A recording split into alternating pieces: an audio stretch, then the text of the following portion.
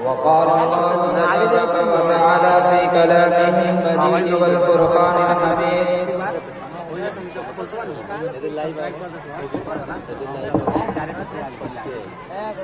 لقد من الله على المؤمنين إذ بعث فيهم رسولا وقال في موضع آخر كل حزب بما لديهم فرحون وقال في موضع آخر تبت يدا أبي لهب وتب سر سے لے کر پاؤں تک تنویر ہی تنویر ہے سر سے لے کر پاؤں تک تنویر ہی تنویر ہے جیسے منہ سے بولتا قرآن وہ تقریر ہے سوچتی ہے ساری دنیا مصطفیٰ کو دیکھ کر سوچتی ہے ساری دنیا مصطفیٰ کو دیکھ کر کیسا ہوگا وہ مصور جس کی یہ تصویر ہے میرے واجب الاحترام قابل قدر احترام میرے بھائیوں باقی ہر موضوع پر آدمی اپنی مرضی سے عنوان اختیار کر کے گفتگو کر سکتا ہے لیکن جب حضور صلی اللہ علیہ وسلم کی سیرت طیبہ کا عنوان سامنے آتا ہے تو ایک خطیب اور مقرر کے لیے یہ بات نہایت قابل غور ہوتی ہے کہ وہ حضور صلی اللہ علیہ وسلم کے حسن اور کمالات کا نقشہ کے لیے بات کو کہاں سے شروع کرے میرے بھائیوں حضور صلی اللہ علیہ وسلم کی شان ایک کتھا سمندر ہے حضور صلی اللہ علیہ وسلم کی شان کے سینکڑوں ہزاروں پہلے میں حضور صلی اللہ علیہ وسلم کے کمالات لگتا نہیں ہیں حضور صلی اللہ علیہ وسلم کی شان کہاں سے بیان کی جائے کسی خطیب کسی عالم مفکر مقنن مدبر امام پیشوا محرر مفسر محدث کی زبان سے نبی صلی اللہ علیہ وسلم کی شان بیان کی جائے یہ علیحدہ زبان ہے میرا جی چاہتا ہے کہ آج میں پیغمبر صلی اللہ علیہ وسلم کی شان اپنی زبان میں بیان نہ کروں بلکہ صرف خدا تعالیٰ کی زبان میں نبی صلی اللہ علیہ وسلم کی شان بیان کروں حضور صلی اللہ علیہ وسلم کا حکم بیان کرے یا سیرت پاک بیان کرے یا کمالات بیان کرے پیغمبر کا اعجاز کہاں سے شروع کرے ایسے کمالات کے لامتناہی سلسلے میں ایک انسان کہاں سے بات کو شروع کرے میرے بھائیوں قرآن میں حضور صلی اللہ علیہ وسلم کی شان کے ہزاروں عنوانات ہیں لوگوں نے حضرت عائشہ رضی اللہ عنہا سے پوچھا کہ حضور صلی اللہ علیہ وسلم کی شان بیان کرو تو حضرت عائشہ رضی اللہ عنہا نے فرمایا کہ کیا تم قرآن نہیں پڑھتے تو لوگوں نے فرمایا کہ قرآن پڑھتے ہیں تو حضرت عائشہ رضی اللہ عنہا نے فرمایا کہ کان خلقہ القرآن قرآن کھولو تو قرآن کے ہر صفحے پر حضور کا حسن فطرہ ہوا ہے میرے بھائیوں حضور صلی اللہ علیہ وسلم دنیا میں تشریف نہیں لائے تھے تو سیرت کا یہ ایک علیحدہ عنوان ہے نبی صلی اللہ علیہ وسلم کے آنے سے پہلے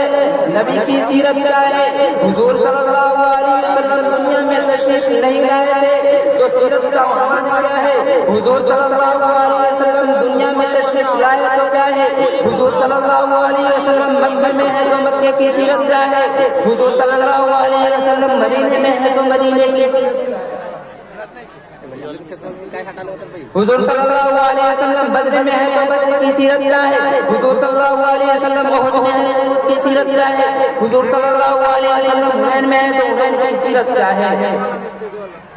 کہاں کہاں پہنچے ہر قدم پر ہر علاقے میں ہر بستی پر نبی کی شان علیحدہ ہے لیکن میں چاہتا ہوں کہ قرآن پاک اللہ تعالیٰ کی بہت سے نظر اللہ کے عالم کا انداز جو تاجدار رسالت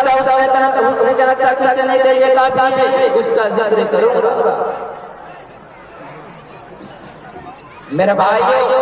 عام طور پر یہ کہا جاتا ہے کہ تم کسی پر احسان کرو تو اسے جتلایا نہ جائے، تم کسی پر احسان کرتے ہو تو کیوں جتلاتے ہو؟ نیکی کر اور دنیا میں ڈال، احسان کرو اور چھوڑ دو۔ اس بات کو کوئی اچھا نہیں سمجھتا کہ بار بار احسان کرے اور بار بار جتلائے۔ خدا تعالیٰ کی قدرت کو دیکھو، سارا قرآن بھرا پڑا ہے۔ انسان کے لیے سب سے زیادہ قیمتی چیز کون سی ہے؟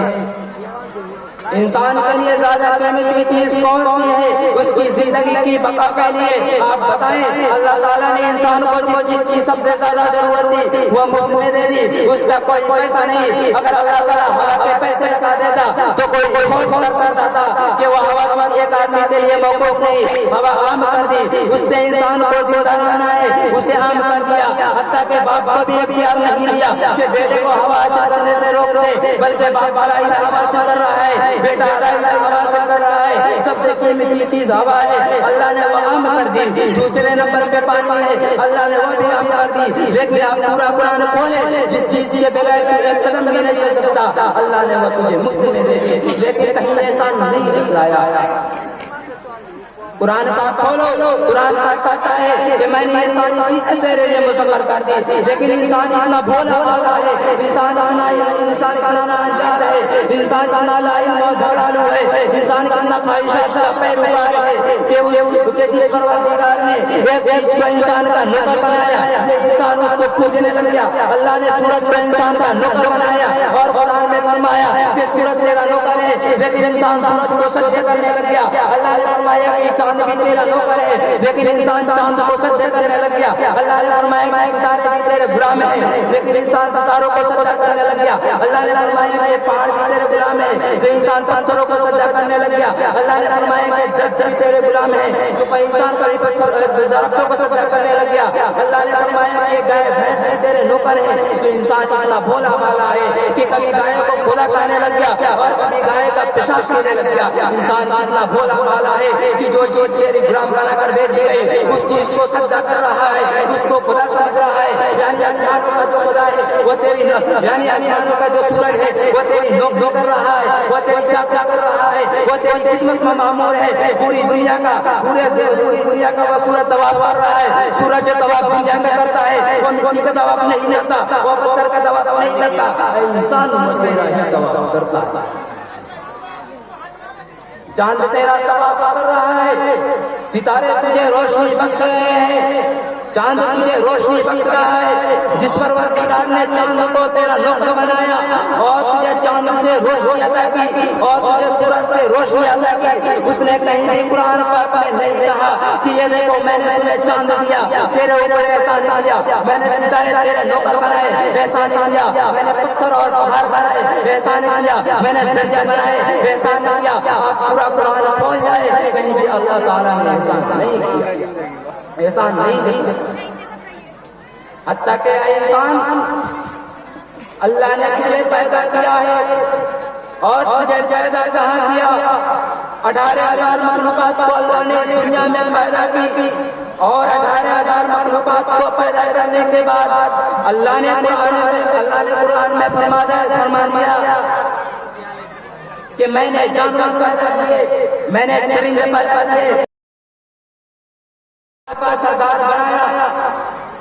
ایک اونٹ جا رہا ہے، اونٹ کتنا بڑا جانور ہے اور اس کے ساتھ 8 سال کا بچہ پہلے اونٹ کے نکیل پکڑ کر 100 اونٹوں کو لے جا رہا ہے۔